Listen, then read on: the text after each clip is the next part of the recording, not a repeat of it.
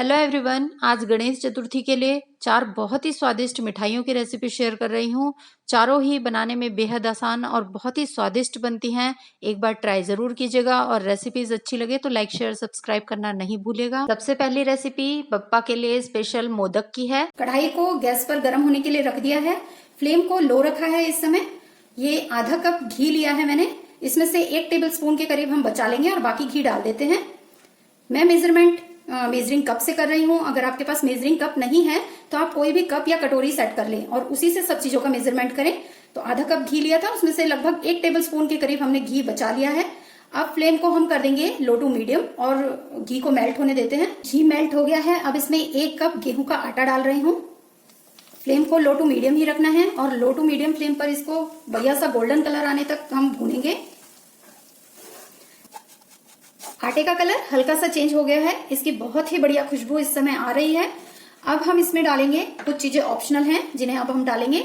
तो 1 छोटा चम्मच नारियल का बुरादा ये डाल रही हूँ। 1 छोटा चम्मच काजू है बारीक कटा हुआ। 1 छोटा चम्मच बादाम बारीक कटा हुआ। 1 छोटा चम्मच चिरौंजी। इसमें आप अपनी पसंद के ड्राई फ्रूट्स भी डाल सकते हैं।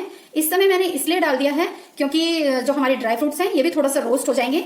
और देखिए, आप आटा देख सकते हैं, इसमें बिल्कुल भी हमें घी और डालने की आवश्यकता नहीं लग रही है। सूखा सूखा सा नहीं है। अगर आपको लगे कि आपका आटा थोड़ा सूखा है, ड्राइनेस है, उसमें ड्राई सा हो रहा है आटा, तो आप उसमें जो बचाया था हमने 1 टेबलस्पून के करीब घी, वो डाल सकते हैं। इसे भी थोड़ी देर के लिए हम भून लेंगे। आटा अच्छी तरह से भून चुका है। ये देखिए इसका कलर कितना बढ़िया गोल्डन हो गया है। ऐसा ही करना है हमें, इसे जलाना नहीं है। इसलिए लो टू मीडियम फ्लेम पर ही आप इसको रोस्ट करें, लो टू मीडियम या लो फ्लेम पर ही। तो आटा अच्छी तरह से भून चुका है, गोल्डन कलर हो गया है और आटे ने घी भी छोड़ दिया है। ये देखिए इस तरह से इकट्ठा होने लगा है, घी आटे में से अलग होने लगा है इस तरह से। अब हम गैस बंद कर देंगे और साथ के साथ इसे गैस पर से उतार लेंगे। गैस पर से उतारने के बाद 1 मिनट तक इसको इसी तरह से चलाते रहें, क्योंकि कढ़ाई गर्म है, आटा एकदम से जल सकता है। इसलिए 1 मिनट तक इसे इसी तरह से चलाते रहें। 1 मिनट तक आटे को हमने और चला लिया है। अब हम इसे हल्का सा ठंडा होने देंगे। आटा एकदम ठंडा नहीं होना चाहिए और बिल्कुल गर्म भी नहीं रहना चाहिए, हल्का ठंडा हो जाए। आटा थोड़ा ठंडा हो चुका है, इतना ठंडा हो गया है कि आप हाथ से इसको टच कर सकते हैं। बिल्कुल ठंडा नहीं होने देना है। अब इसमें मैं डाल रही हूँ आधा छोटा चम्मच इलायची पाउडर। अगर आप पसंद करते हैं तो डाल लें, नहीं तो स्किप कर सकते हैं। और 3/4 कप गुड़ है, इसको ग्रेट कर लिया है मैंने। 1 कप से थोड़ा सा कम है, तो ये 3/4 कप गुड़ डाल देंगे इसमें। अब सभी चीजों को अच्छी तरह से मिक्स कर लेंगे। सब चीजों को अच्छी तरह से मिक्स कर लिया है और देखिए ये इस तरह से बंधने लगा है। ऐसा ही होना चाहिए। तो अब हम फटाफट से इसके मोदक बनाएंगे। अगर ये ठंडा हो जाएगा तो मोदक बनाने में प्रॉब्लम होगी। मोदक बनाने के लिए ये मैं इस तरह का मोल्ड लिया है मैंने। देखिए इसको ग्रीस कर लें हल्का सा। और वैसे तो इसमें इतना घी है कि इसको ग्रीस करने की जरूरत नहीं पड़ती आपको, लेकिन फिर भी अगर आपको प्रॉब्लम हो रही है तो आप थोड़ा सा ग्रीस कर लें इसे घी से। और इस तरह से फटाफट से इसके मोदक बना लें। अगर आपके पास मोदक मोल्ड नहीं है तो आप लड्डू भी बना सकते हैं इसके। अच्छी तरह से प्रेस कर लें और अब आराम से इसको अनमोल्ड करते हैं। आराम से कीजिएगा बहुत।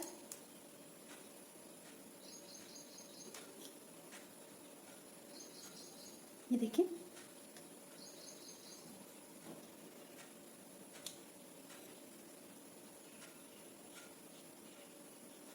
ये देखिए कितना बढ़िया मोदक बना है।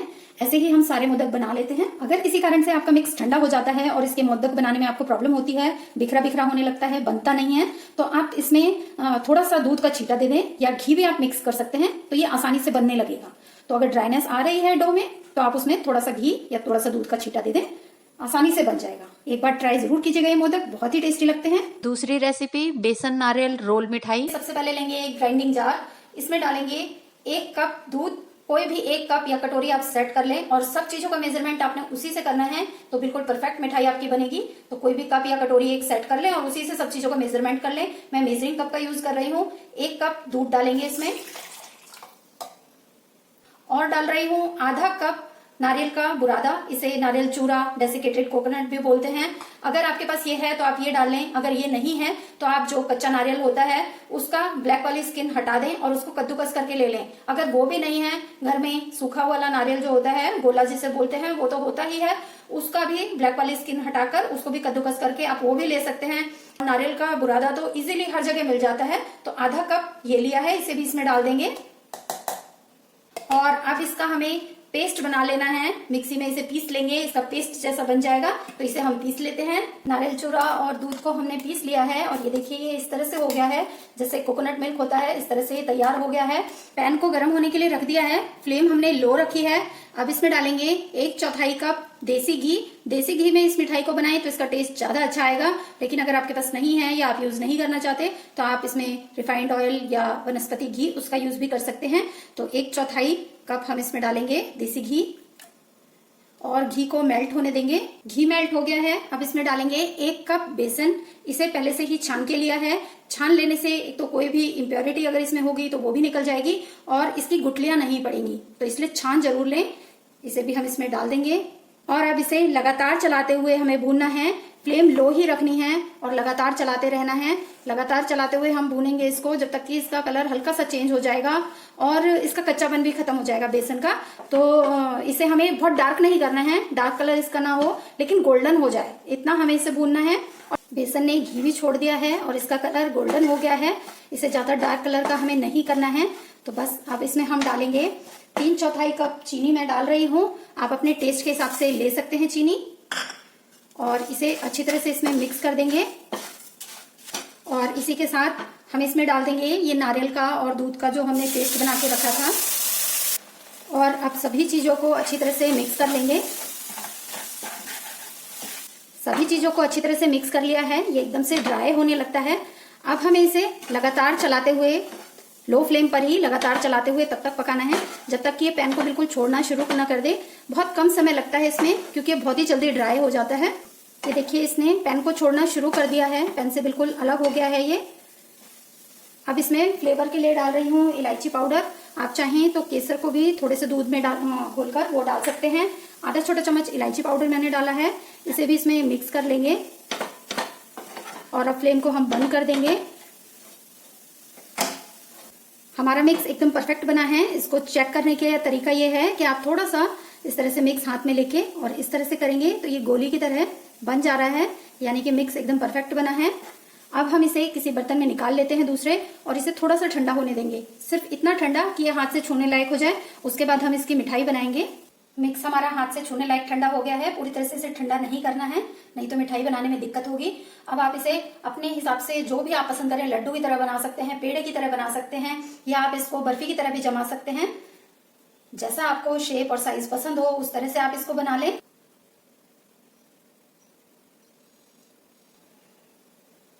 मैं इस तरह से इसको रोल की तरह बना रही हूँ। इस तरह से इसे बना लिया है। अब आप इसको जिस तरह से भी चाहें वैसे डेकोरेट कर सकते हैं। आप इसमें कोई भी ड्राई फ्रूट लगा सकते हैं। ये थोड़ा सा चांदी का वर्क मैं लगा रही हूँ, अगर आपके पास ओरिजिनल हो तभी आप लगाएं। बहुत ही आसानी से और घर में मिलने वाले सामान से बनने वाली स्वादिष्ट मिठाई बनकर तैयार है। अगली recipe instant chocolate modak. Instant chocolate modak बनाने के लिए मैंने 20 ओरियो बिस्किट लिए हैं। आप कोई और भी चॉकलेट बिस्किट ले सकते हैं, बस वो क्रीम बिस्किट हो, इस चीज का ध्यान रखें। और अगर आप चॉकलेट फ्लेवर में नहीं बनाना चाहते तो अपनी पसंद का कोई और बिस्किट भी, क्रीम बिस्किट आप यूज कर सकते हैं। तो ये 20 मैंने चॉकलेट बिस्किट लिए हैं। अब इसमें से हम क्रीम को अलग करेंगे, तो ये इस तरह से कर लेते हैं। और क्रीम इसकी बहुत ही आसानी से निकल आती है, इस तरह से देखिए बहुत ही आसानी से निकल जाती है क्रीम। तो हम सारे बिस्किट में से क्रीम अलग कर लेंगे। सारे बिस्किट में से क्रीम अलग कर ली है। अब इसको साइड रखेंगे और ये जो बिस्किट हैं इसको हाथ से थोड़े छोटे टुकड़ों में हम तोड़ लेते हैं। इस तरह से बहुत ही आसानी से ही टूट जाते हैं। अब इन बिस्किट के टुकड़ों को डालेंगे एक मिक्सी जार में और इसका पाउडर बनाकर तैयार करेंगे। बिस्किट को पीस कर हमने इसका बारीक पाउडर बना लिया है। बहुत ही आसानी से ये पिस जाता है, ये देखिए। अब हम इसको एक बाउल में निकाल लेंगे।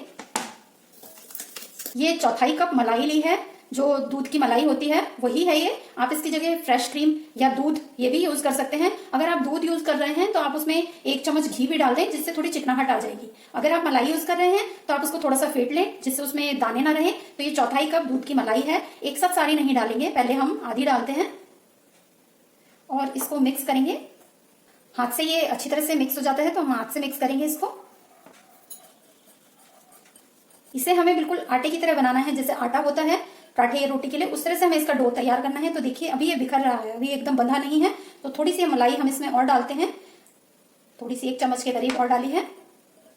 ये देखिए इस तरह का चिकना डो हमें इसका बनाना है। मलाई एक साथ सारी नहीं डाली थी मैंने, चौथाई कप ली थी, यानी 4 टेबलस्पून, जिसमें से 1 टेबलस्पून के करीब बच गई है मलाई, यानी 3 टेबलस्पून इसमें मलाई हमारी यूज हुई है। तो आप एक साथ मलाई ना डालें, या दूध यूज कर रहे हैं तो वो भी एक साथ ना डालें, थोड़ा थोड़ा डालकर इसको मिक्स कर लें। और जब इस तरह का चिकना डो बनकर तैयार हो जाए, अच्छी तरह से हाथों से ऐसे मल लें, इसको मसलें इस तरह से, बहुत ही बढ़िया चिकना डो बन जाता है इसका। तो ये हमारा डो बनकर तैयार है, इसको हम साइड रखेंगे और इसके लिए स्टफिंग तैयार करेंगे। स्टफिंग बनाने के लिए ये जो बिस्किट में से हमने क्रीम निकाली थी, अब हम इसका यूज करेंगे। आप चाहें तो इस रेसिपी को सिर्फ 2 चीजों के साथ भी बना सकते हैं, यानी बिस्किट और मलाई के साथ। तब आप इस क्रीम को इसी तरह से यूज कर लें, इसको अच्छी तरह से मिक्स कर लें और इसको स्टफ करके बना सकते हैं। लेकिन मैंने 3 चीजें इसलिए कही थी क्योंकि मैं इसमें नारियल का बुरादा डालूंगी, ये डेसिकेटेड कोकोनट है, ये डालूंगी, इससे टेस्ट और भी बढ़ जाएगा, बहुत ही बढ़िया आता है। 2 चम्मच के करीब मैं नारियल का बुरादा डालूंगी। अब हम इसे अच्छी तरह से मिक्स करेंगे। नारियल चूरे को क्रीम में मिक्स कर लिया है और देखिए ये भी डो की तरह हो गया है एकदम। इसमें आप नारियल चूरा और डालना चाहें तो डाल सकते हैं, मैंने सिर्फ 2 चम्मच के करीब डाला है। मैं इसको और टेस्टी बनाना चाह रही हूँ तो मैं इसमें कुछ ड्राई फ्रूट्स डाल रही हूँ, पूरी तरह से ऑप्शनल है, आप डालना चाहते हैं तो डालें, आपके पास है तो डाल लें, नहीं है तो स्किप कर दें, तभी ये इतना ही टेस्टी लगेगा। लेकिन मैं स्टफिंग को थोड़ा और टेस्टी बनाना चाह रही हूँ, तो इसलिए मैं इसमें 1 टेबलस्पून बारीक कटा हुआ काजू है। आप जो भी ड्राई फ्रूट्स डालें वो बारीक काट कर ही डालें, नहीं तो स्टफिंग में फिर दिक्कत होगी, तो इसलिए बारीक कटा हुआ है 1 टेबलस्पून काजू और 1 टेबलस्पून बारीक कटा हुआ बादाम। आप ड्राई फ्रूट्स अपनी पसंद के भी डाल सकते हैं। इसको भी हम स्टफिंग में अच्छी तरह से मिक्स कर लेते हैं। स्टफिंग हमारी बनकर तैयार है। अब हम मोदक बनाना शुरू करते हैं। तो इसके लिए मैं ये साचा यूज कर रही हूँ। इसको हम थोड़ा सा घी लगाकर, देसी घी लगाकर इसको चिकना कर लेते हैं। चिकना करने के बाद हम इसको इस तरह से लॉक कर देंगे और ये डो लेंगे हम, बिस्किट का जो हमने डो बनाया था इसको लेंगे, इस तरह से करेंगे।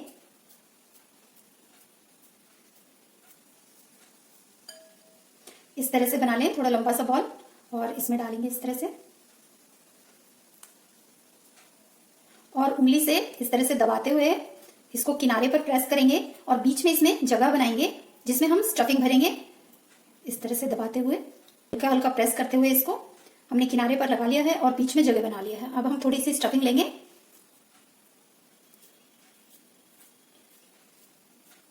इसको भी हम इस तरह से थोड़ा सा लंबा शेप देंगे और बीच में हम स्टफ कर देंगे। स्टफिंग बहुत ज्यादा ना डालें, उतनी ही डालें जितनी इजीली आ जाए, बाहर तक ना निकली हो, नहीं तो फिर ये बाहर निकल आता है, फिर अच्छा नहीं लगता, शेप खराब हो जाती है। स्टफिंग को हमने भर लिया है। अब थोड़ा सा ये बिस्किट का डो हम लेंगे और इस तरह से हाथ पर इसको फ्लैट कर लेंगे और इसके ऊपर हम इस तरह से चिपका देंगे, इस तरह से, जिससे ये सील हो जाए इस तरफ से भी, और जो एक्स्ट्रा होगा उसको हम निकाल लेते हैं। इस तरह से हमने इसे सील कर लिया है। अब आप कोई चम्मच लेकर इस तरह से इसको टैप कर दें, जिससे ये बिल्कुल प्लेन हो जाएगा इधर से भी। और अब आराम से इसका लॉक खोलेंगे, इधर से आराम से खोलें। ये देखिए कितना बढ़िया मोदक बना है। इसको इस तरह से ना पकड़े, नहीं तो ये बहुत ही सॉफ्ट है तो टूट सकता है। इसको इस तरह से हाथ पर करके और बहुत ही आराम से निकालें, ये आसानी से निकल आएगा। देखिए इस तरह से कितना सुंदर बना है, बहुत ही टेस्टी है। जितना ये देखने में सुंदर है उतना ही खाने में स्वादिष्ट भी है, आप ट्राई जरूर कीजिएगा। चौथी और आखिरी रेसिपी, इंस्टेंट केसर पेड़ा। 1/3 हल्के गर्म दूध में मैंने केसर के धागे 8 से 10 ये मिक्स करके रखे हैं, जिससे कि जो केसर है ये अपना कलर छोड़ दे, अच्छे से दूध में मिक्स हो जाए। तो हल्का गर्म दूध था उसमें डाल दिया है और इसे 5 से 6 मिनट के लिए रख देंगे। इस तरह हमारा केसर दूध बनकर तैयार है। अब हम मिठाई बनाते हैं। इसके लिए हमें और कोई तैयारी नहीं करनी है, सिर्फ ये केसर दूध पहले से बना के रखना है 5 मिनट पहले। अब हम मिठाई बनाते हैं। पैन को लो फ्लेम पर हमने गर्म होने के लिए रख दिया है। इसमें डालेंगे 2 टेबलस्पून देसी घी और घी को मेल्ट होने देंगे। घी मेल्ट हो गया है। अब इसमें ये जो केसर वाला दूध हमने बनाकर रखा था ये डाल देंगे और इसे लगातार चलाते हुए अच्छी तरह से मिक्स कर लेंगे। घी और दूध मिक्स हो जाना चाहिए। फ्लेम लो ही रखनी है आपने। दूध और घी को अच्छी तरह से मिक्स कर लिया है। अब इसमें 1 कप मिल्क पाउडर डालेंगे, थोड़ा थोड़ा करके डालेंगे और इसको मिक्स करते रहेंगे जिससे इसमें गुठलियां ना पड़े। फ्लेम लो ही रखें, हाई फ्लेम पर ना करें, नहीं तो एकदम से गुठलियां पड़ जाएंगी और ये जल भी सकता है। मिल्क पाउडर को मिक्स कर लिया है अच्छी तरह से। अब इसमें डाल रही हूँ 1/3 कप चीनी। आप अपने टेस्ट के हिसाब से भी ले सकते हैं चीनी। वैसे मिल्क पाउडर मीठा होता है तो ज्यादा चीनी ना डालें तो ही अच्छा रहेगा। आप अपने टेस्ट के हिसाब से इसमें एडजस्ट कर सकते हैं। चीनी डालकर इसको भी मिक्स कर देते हैं। चीनी मेल्ट होगी जैसे जैसे तो ये थोड़ा पतला हो जाएगा। हल्का पतला हो गया है, देखिए इस तरह से। तो इसे हमें चलाते रहना है, चीनी को मेल्ट होने देना है। और अब इसमें मैं फ्लेवर के लिए 1/4 छोटे चम्मच इलायची पाउडर कुटा हुआ वो डाल रही हूँ। आप चाहें तो स्किप भी कर सकते हैं। मिक्स कर देंगे। अब मैं इसमें चुटकी भर केसरी फूड कलर डाल रही हूँ। इससे बिल्कुल मार्केट जैसा इसका लुक आ जाएगा। केसर से कलर तो आता है लेकिन बहुत हल्का रहता है, तो इसलिए बिल्कुल मार्केट वाला लुक देने के लिए बहुत हल्का सा चुटकी भर केसरी फूड कलर मैंने डाला है। आप चाहें तो डालें, नहीं चाहते तो स्किप कर सकते हैं। ये देखिए कितना बढ़िया कलर आ गया है इसमें, बिल्कुल मार्केट जैसा लुक आएगा इससे। अब इसे लगातार चलाते हुए हमें तब तक पकाना है जब तक कि ये पैन ना छोड़ने लग जाए। जो हमारा मिक्स है ये पैन छोड़ देगा, तब तक इसे लगातार चलाते हुए पकाना है। फ्लेम आप लो या लो टू मीडियम ही रखें। 2 से 3 मिनट में ही मिक्स पैन छोड़ देगा। ये देखिए पैन से अलग होने लगा है इस तरह से। बस इसे हमें इतना ही पकाना है, ज्यादा नहीं पकाएंगे, नहीं तो हमारा जो मिक्स है ये ड्राई हो जाएगा और पेड़े थोड़े ड्राई बनेंगे तो अच्छे नहीं लगेंगे। अब हम गैस को बंद कर देंगे और इसे 1 मिनट के लिए इसी तरह से चलाते रहते हैं जिससे ये पैन में नीचे लगे नहीं। और उसके बाद इसको थोड़ा ठंडा होने देंगे। मिक्स ठंडा हो गया है, बिल्कुल ठंडा इसको नहीं करना है, इतना ठंडा कि आप हाथ से छू सकें। हल्का गुनगुना है ये। तो अब हाथ में हम घी लगाकर हाथ को चिकना करेंगे। जितना बड़ा आपको पेड़ा बनाना हो उतना मिक्स लेंगे और इसको इस तरह से पेड़े की शेप दे लेंगे। ये देखिए इस तरह से। अब आप इस पर अपने पसंद के ड्राई फ्रूट लगा सकते हैं। आप इस पर बादाम पिस्ता कुछ भी लगा सकते हैं, इस तरह से बादाम लगाकर। ये देखिए कितना बढ़िया बन गया है। इसी तरह हम बाकी के पेड़े भी बनाएंगे, बहुत ही बढ़िया लगते हैं ये और फटाफट बनकर तैयार हो जाते हैं।